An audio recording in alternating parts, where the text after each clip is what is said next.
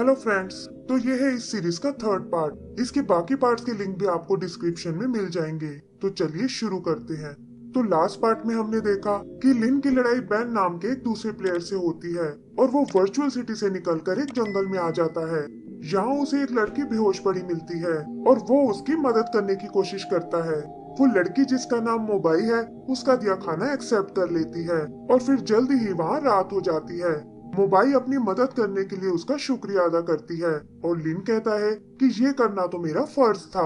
फिर मोबाई उससे उसका नाम पूछती है, जिस पर लिन कहता है कि वैसे तो लड़कियां मुझे हस्बैंड कहकर पुकारती हैं और तुम भी यही नाम यूज कर सकती हो। तभी वो देखता है कि मोबाई गुस्से में उसे घूर रही है और ये देखकर वो उसे अपना असली नाम बताता है। मोबाई उससे जंगल में आने का कारण पूछती है और इस पर लिन कहता है कि तुम तो जानती हो कि लाइफ कितनी टफ होती है और एक मैन होने के नाते हमें कमाने के लिए बाहर निकलना पड़ता है। लेकिन वो समझ जाता है कि मोबाई को उसकी बातें बकवास लग रही हैं और तब वो उसे सच्चाई बताता है कि कैसे वो कुछ लोगों से बचकर भाग रहा है। फिर लिन भी उससे यही सवाल करता है, लेकिन मोबाई कहती है कि वो सब तुम्हें जानने की कोई जरूरत नहीं है और लिन भी उसे ज्यादा फोर्स नहीं करता। फिर वो उसे खुद को फॉलो करने को कहता है और बताता है कि बिना पावर्स के तुम अकेले सरवाइव नहीं कर पाओगी। मोबाई पूछती है कि मेरी पावर्स के बारे में तुम्हें कैसे पता, और तब लिन कहता है कि तुम अपनी तलवार को काफी देर से निकालने की कोशिश कर रही थी लेकिन वो बाहर नहीं निकली और तभी मैं समझ गया था कि तुम्हारे पास कोई स्पिरिट पावर नहीं है। तभी लिन को नींद आने लगती है और वो मोबाई को भी आराम करने को कहकर वहीं सो जाता है। जागने पर वो देखता है कि मोबाई वहाँ आसपास कहीं नहीं है और ये देखकर वो उदास हो जाता है। तभी मोबाई उसके लिए कुछ फ्रूट्स लेकर आती है और पूछती है क्या अभी भी तुम मुझे प्रोटेक्ट करोगे, और ये सुनकर लिन खुश हो जाता है।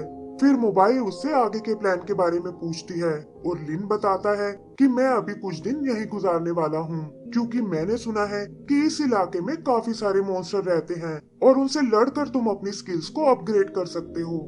मोबाइल भी उसकी बात से एग्री करती है और बताती है कि जंगल में घूमते हुए मुझे एक केव नजर आई है और हम वहाँ अपना शेल्टर बना सकते हैं।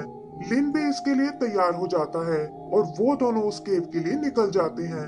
चलते हुए लिन को कोई आवाज सुनाई देती है और वो देखता है कि एक घुड़सवार तेजी से उनकी ओर आ रहा है।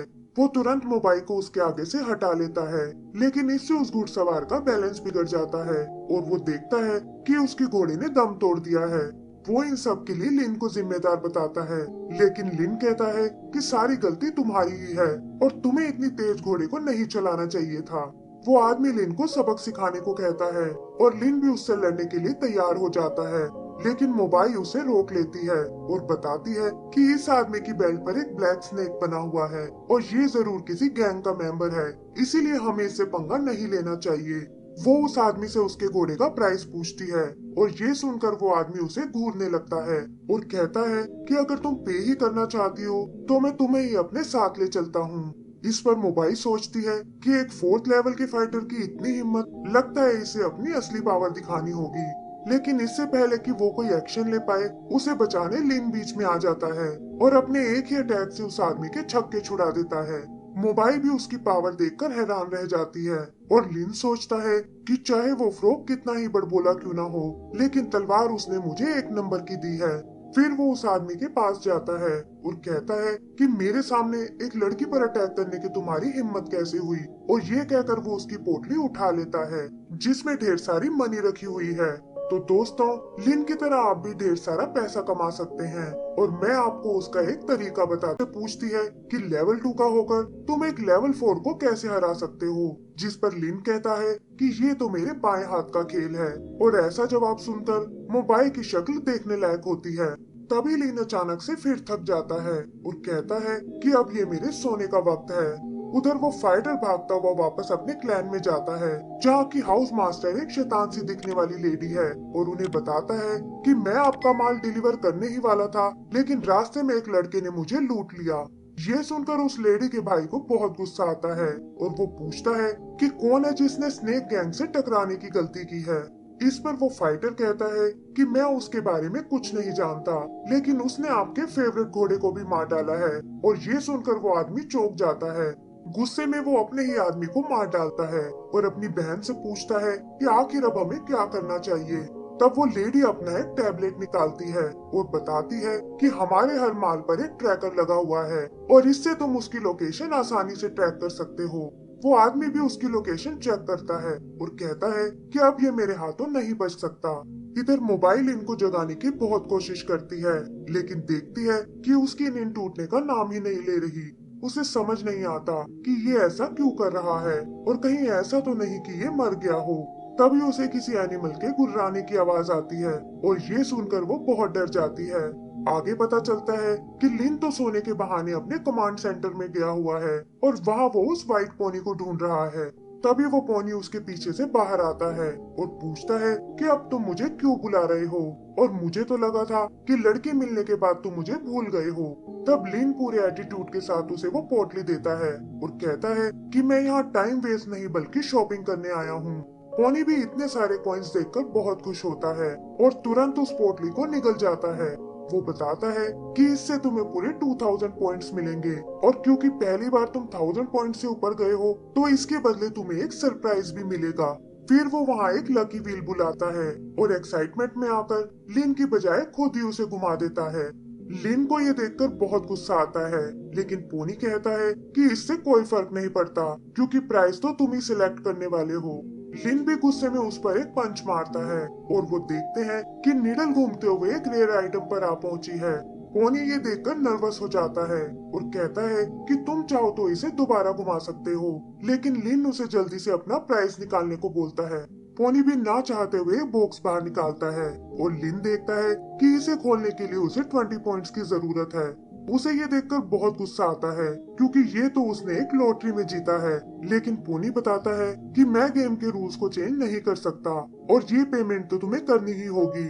तब लिन उस बॉक्स को ओपन करता है और वो देखते हैं कि इसमें तो बस एक लेवल ड्राइव है और ये देखकर पोनी रिलैक्स फील करता है और कहता है कि ये भी बड़े काम की चीज है। लेकिन लिन इससे बिल्कुल सेटिस्फाई नहीं था और देखता है कि शायद इस बॉक्स में कुछ और भी रखा हो।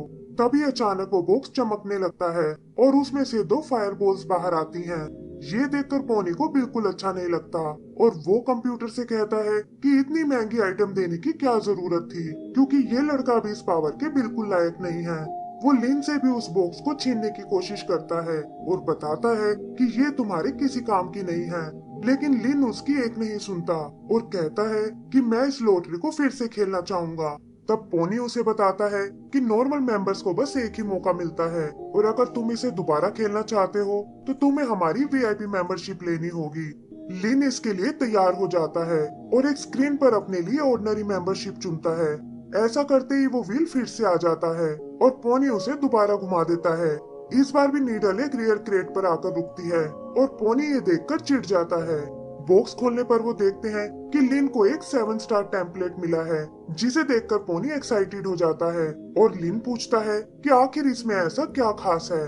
पोनी को उसकी किस्मत से जलन होने लगती है कि आखिर हर बार वो ऐसे आइटम्स कैसे निकाल रहा है और वो लिन को बताता है कि ये इस गेम की सबसे खतरनाक पावर्स में से एक है, जिसमें 7 स्टार एक अलग मूव को रिप्रेजेंट करते हैं, लेकिन तुम्हारे जैसा लेवल 2 का प्लेयर इसे हैंडल नहीं कर सकता। तब लिन फायरबॉल में से एक को खाने की कोशिश करता है ताकि अपनी पावर्स को और बढ़ा सके, लेकिन पोनी बताता है कि ये बॉल बहुत ही हॉट है और तुम्हें इसे पानी के अंदर जाकर लेना होगा। ये सुनकर लिन वहाँ से वापस वर्चुअल वर्ल्ड में आ जाता है, लेकिन देखता है कि वो जंगल की बजाय एक केव में लेटा हुआ है और मोबाइल भी आसपास कहीं नहीं है। पोनी भी उसके पीछे आता है और कहता है कि शायद वो तुमसे तंग आकर यहाँ से भाग गई है। फिर वो लोग केव से निकलकर एक तालाब के पास आते हैं और इसी के साथ हमारा ये एपिसोड भी खत्म हो जाता है। तो दोस्तों, इसका अगला पार्ट देखने के लिए प्लीज हमारे